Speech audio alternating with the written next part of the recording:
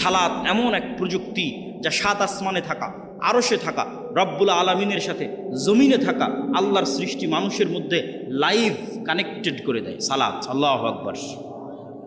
আমি আল্লাহর নবীর হাদিস আপনাদের সহজবোধ্য করে অনুবাদ করলাম। হাদিস আল্লাহর নবীর, যে বান্দা যখন সালাতে দাঁড়ায় তখন আল্লাহ সুবহানাহু ওয়া তাআলা বান্দার মুখোমুখি হয়ে যায়। বান্দার চোখ যখন সিজদার দিকে থাকে, কলব যখন কানেক্টেড থাকে, তখন বান্দার সাথে আল্লাহ সুবহানাহু ওয়া তাআলা মুখোমুখি। এই সালাত আমার এবং আপনার বাঁচার রাস্তা। সালাত ছাড়া বাঁচার রাস্তা নেই। সালাত নাই, আল্লাহর গন্তির মধ্যে নাই, আল্লাহর কাউন্টের মধ্যে নাই, আল্লাহর খাতার মধ্যে নাই, আল্লাহর গণনার মধ্যে নাই। কে আপনি? আল্লাহ সুবহানাহু ওয়া তাআলা আপনাকে চেনে না।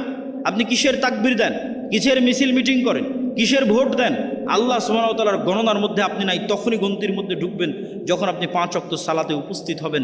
5 ওয়াক্ত সালাত ছাড়া মুসলমানের বাঁচার কোনো রাস্তা নাই। সকল বিপদে আপদে মুসলমানের আসমানি মদদের দরকার, আসমানি সহযোগিতার দরকার। এই জন্য সূর্যগ্রহণে সালাত, চন্দ্রগ্রহণে সালাত, বৃষ্টি নাই সালাত, যে কোনো বিপদ আপদে সালাত। কেন? এটা একটা টেকনোলজি, এটা একটা প্রযুক্তি যা দিয়ে জমিনে থেকে 7 আসমানে থাকা রব্বুল আলামিনের সাথে লাইভ কানেক্টেড হওয়া যায়।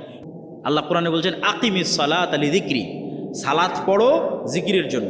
আসলে 24 ঘন্টা আল্লাহর জিকির করা উচিত, কিন্তু 24 ঘন্টা তো তোমরা পারো না, শয়তান তোমাদের পিছে লেগে থাকে। তো অন্তত 5 বার তো আল্লাহকে স্মরণ করো 24 ঘন্টার মধ্যে, এটা ফরজ।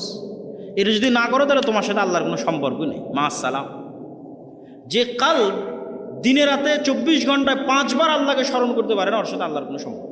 আল্লাহকে স্মরণ করার জন্য সালাত নির্ধারিত ফরম্যাটে দেওয়া আছে, আরও বেশি মজবুত, আরও বেশি পাওয়ারফুল করার জন্য।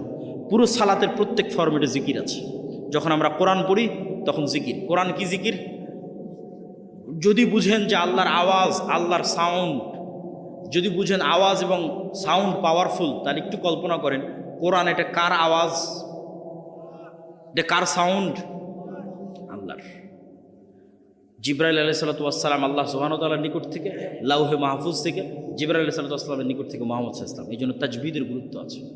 আপনার কোরআন পড়াটা যেন এমন হয় যেমন ভাই মুহাম্মদ সাল্লাল্লাহু আলাইহি ওয়াসাল্লাম পড়তেন। তাহলে মুহাম্মদ সাল্লাল্লাহু আলাইহি ওয়াসাল্লামের পড়াটা জিবরাইলের মতো, জিবরাইলের পড়াটা আল্লাহ সুবহানাহু ওয়া তাআলার মতো, আল্লাহর আওয়াজ। আল্লাহু আকবার, আল্লাহু আকবার। মুসা আলাইহিস সালাতু ওয়াস সালামের লাঠির চেয়ে পাওয়ারফুল জিনিস মুসলমানদের কাছে আছে, সেটা হচ্ছে আল্লাহর আওয়াজ, আল্লাহর শব্দ। এই জন্য এটা সর্বশ্রেষ্ঠ জিকির। আফজালুজ জিকরি তিলাওয়াতুল কোরআন।